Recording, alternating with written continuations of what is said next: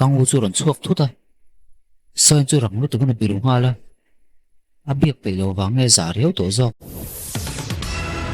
school bana chuan in ti seng na tel tur chen na sa takin lo in po cha me ka chu ti line zo hi chu lu ngoi lo mel tak rong kal phea a kal tang hu chuan so jun po ron lang hlin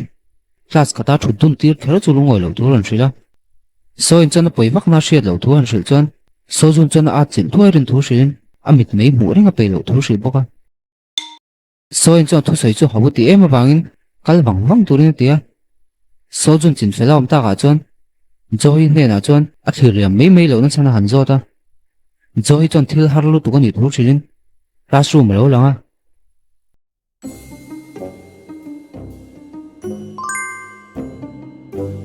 mình sủa soin po chuan lei nan pe le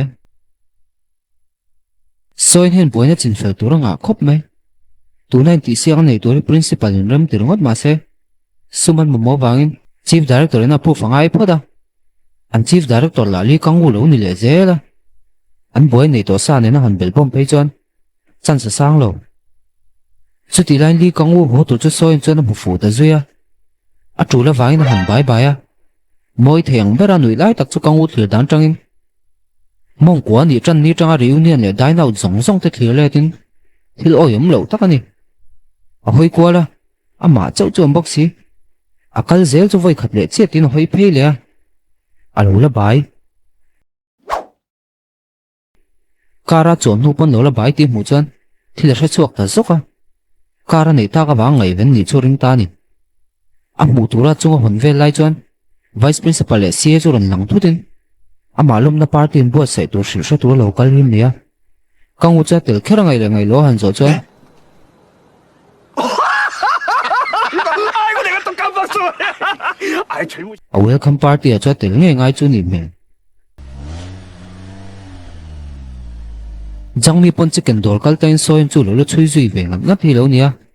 tuna po sinwa high school thing ta lol me a to pa chun soin po mu le ta kangu ho chu red light ani bai ding zoka a workout man thin lo chu lung oi bak lo chu ti line pa pakhat hi a thil phur lai lo ti bon nuaya kangu cha thir reng chu ta green light lo ni ta ka chuan tlan le ta tun rum chu ti dan thin in workout na hunin siam thea chu ti line hian so chu ron lang le thutin kangu pon ngaya nei tran to wangin a phu to big lo a pass ko te ro chu thak ngai thu sil thunga hian so chu mi mol pakhat mui veng reng ani lenga wa kwal thu kangu chu han trila kangu tunge lo ti chuan a model sok min ani thuin lo changa ban ro lo ti sam eta hian so chu no phal lo na sa chun zamin mi kyang in sinwa fu nen zom na ron zo thu sila kangu chan school a chief director na tho thu an thril chuan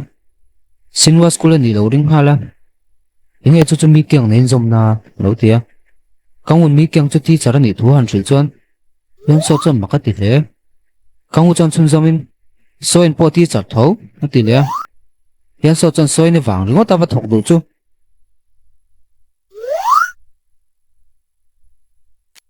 zirti na in peleng halin athu soite e ka le chen to lo turin tia alo ton tongin an niang mei che chu ta na him lo wangin thiar fil him wat turin ngen ni hian soi chu tong du zela kangu chon lo kal na cham ber pol hre lo chu nin a han zo chon thalak viral pakhat hi muwa sokmin lian rin awangin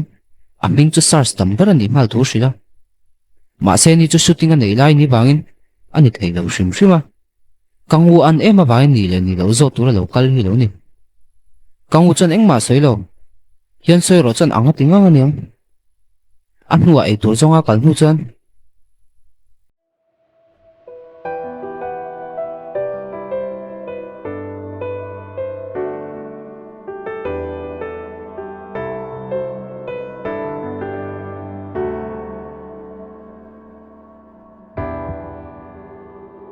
one day chu lo bazara a hak lai chu le tur thu thrilin a man pe fel turin en zui phea dollar zariat som thum man lai lo nia a credit card en tun tak lo wa chuan a chuak chu zak hle a phone han en chu li kang hi bok khalo lang le so jun pon a voin hun chu lo bang fu vak lo an choreographer chuan performance chu tha ti lo hle a sojun hne na chuan mel that ringa chu tok lo ti hrilin hiang wan po mel a tha chu wang chen tha da re re su lo tia an vain voi za ti chok le tur hril hlomin a ti chuak ve lo chu en dit nuwa ban tu thu hri boka sojun chu mol tu nei wangin a tha tho lo hi lo nia a thian pan lo hria chuan mi chia wang mi lo ti zewa sojun cha soi om je hriat lo thu changin bathroom ma chuan lu san ta de a hian so chu office la ma lo lang lein agency lu tu te nun dan zir tir that le that lo han so ta a secretary chuan thatin voi khat zel zir tir nan pek thin tuin lo changa hian so chon ton hriat lo nga to wangin mi je thalo nei te wanga har san na to chu du lo a lekha thiam bo ro se mi mol roi boi pui ngai shon pe lo thu hri boka chuti lai mi kyang ne train phone call donga ma se pick up lo barbecue dora kangwu welcome party mang turin loin nga khom meka dor ka ta mi kyang chu lo amin call pick up lo wang so lung oi lo he chuti lai kangwu ko lo thing che mi kyang so lo nui se ya ma se kangwu chon lu san dei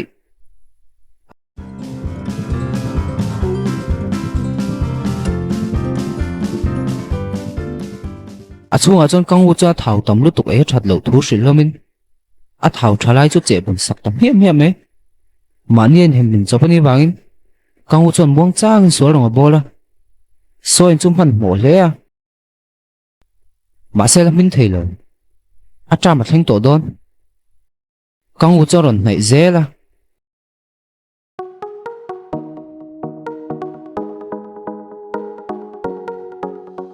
a to pa chon ni po chu bang ta big lam ma se lungai em lai chon teacher li chon saron khilai zeu me tui ti taka e pa chon a hanin enda wang wanga ma se hunu du vai mi kyang chu ka ti tok tir ta wata chu ti line kang hu chu ron ding chuakin mundanga e tur khilai tu thu hri hlom ta ga chon an chuak le ta alut ve thora kang hu chu ngai ngam lo wang chon chhuati ra tuma kutna chu ti chil pal ta lau mai lau thong lu tu ka ron chuakin kang hu chu oil chul tir tu ne hroi phei ta so en te pon lo thlir reng taxi mi kan kalang ti lai chon ti charli lo langin arwala kalpui aron soma ma se ti charli motor khala chon chu thil nuam lo ni vak lo entire nge khal to han zo chon kum nin zir to thuin lo changa so en chon kum ni khal to si ti lai chon mi kyang chong ngoi turin lo tia an chief director tha chu sinwa food tu pa ni thu ti charli chu han hrila ani la chon ti tarik thangin lo hrena sa mai si ma se hre him mang deuh chon oma adu lo zonga oma him lo bang mi kyang chon lo tia chun zabin poi ti lo chon a khal chok thei thu han hri chon so in chon prophet thuin lo chang hal wata ma se ti charli chon hadam turin ate khoma restaurant nam wathen chon so in chon kal to nu an thu mi kyang chon hria mi kyang chon makati le jumte na bana se fantasy ka ni hi lo tia so in pon hre che mi kyang chon sinwa fu ta ni tu hrin ngal boka so in chon kangwu tum tur ani ti kha chuak thutin aman to ber pa ni order tu hrin hu chon kal liam ta hala mi kyang chon a bial pai na then namuna chozonga la wa kwal thei chu makati le so in man mo ta ka kal chu tu mo hi wa su chok mai an en chiang chu jung te lo nia a rui le bok a cha bi thau pek let nu chon jung te chu kal ta hala so in po lung tu ni bi lo wangin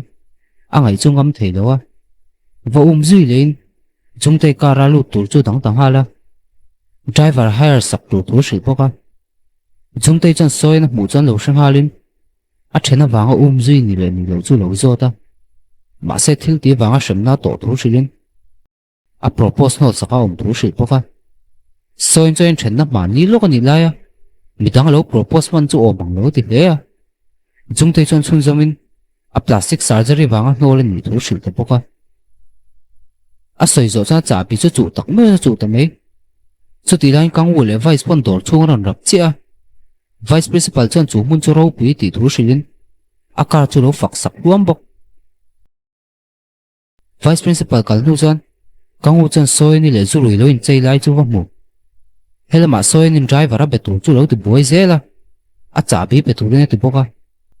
anin chei fe nu chan chung te chan soin chu nem phei ta dor mai ma se lung bang lo mang mai hian top ta chata kangu lo nia chung te chan tunge ngei du lo ti vela a kar chunga thelu tu turan li ti lan tin nu chan kangu chu thin rim ve le a zuru in fiam pui chi ni ngai mi a han tia soin chan chang lo vin kol chu siama fantasy chuang dam dong atanga park apartment sangam dong da turan ni thu sil nu chan kangu chan tunge nia ting address thangai shiat a han ti chan soin chan a bial pa hlui ni thu chu sil ta kangu na zu bi le chu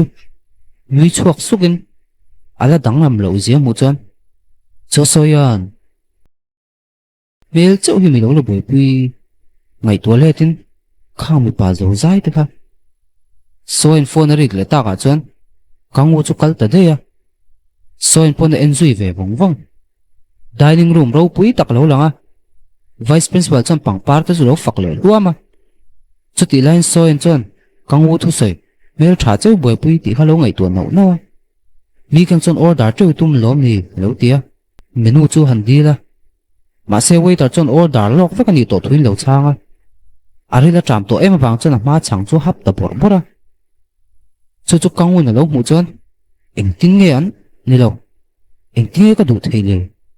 zain ta na kangu special order poron chop chok ta kangu cha se sel thu shil lamin ei cheu turin du sakna la na soin cha dang order du thu waiter chu shil vata ma se thei lo order huna top to thu lo shila chuta vice principal lo ding chuakin kangu chu thu sei turin han nge na kangu chan sei tanin school din hi business thing leng ga sia ti ve lai chon soin thenga chon sathemaron thlengol mai a han hoi phei chu ti charli lo nia ti charli tang kai rio na chu sinwa group jing mi ni wangin kangu po he tingam bak pik lo chuta kangu thu sei zo chon soin chu wa mu asa ei tur chu ti dingin zona han zo ta midang ten lan dana te ching te nge ngai dan sei cham tak chon han pia kangu chon chun zomin zirlai thau pem pum si mel chi si ti chi ang te heng te kan tiang ti le ta ga chon soin chu ron ding chokin zirlai chon thu di ka soi ni mai lo mishing chon thu di kan nun pui tur ani ani le zot ve cheila zirlai mei chen hriat chian ma mai len chho puya som tar ngot se engting ei zirti rang student pakhat midang ne nan nun hlui boy na shareng ang mi te engting ei tiang ati le vice principal chu lo ding vatin soin chu ngoi turin ron tia soin la chan zona chan thu lo sei ve bok mi kyang po rang lu to tlan phein kangu chu wai na thit sak vata kangu chan zuin ngai lo thu lo shil ve bok ma se mi kyang chan thil tum lo nei awen chu kora chuna kai ta choi me mi kyang chan zom na tam tak chu seng ral lein kangu chu bathroom lam chu ko mua soin chu focus phei han mi kyang chan zirtir na lo pe ve lein adikam botik loi mo chief director ni vai ngoi mi to turin tia a career ti chevek thei tu ni wangin ngai dam ba dil vat turin ti boka soin chon she le ma se mi kyang chang kal turin ti lui ta tata washroom ro ma kangu chu lo in ti fai me ka an thut khom lai khangai to le tin khang mi pa zo zai nu ali min huk le zela trai chu angai na shelo a chok chu soin in lo nang chinga ano pan lai soi ni thu shilin ngai dama dil zo chon chi bai han tuma ma se kangu chu ding ngoi reng a chi bai tu tak lo chon soin chon kha chui thu lom ma se thata kan tho the be sei thu chu shil boka soin kal chu kangu chu lu hian na lama kut na chu ti fu le tak sat mai ai ya tur chu soin chon dar thalang atang na en le ta a thil mu wang chon hoi le ta wata kangu chu chan lo la she mai lo ma se kuta han en chu soin chan li kangu ti vak pa chon wa nai tanga la an school kal lai lo langa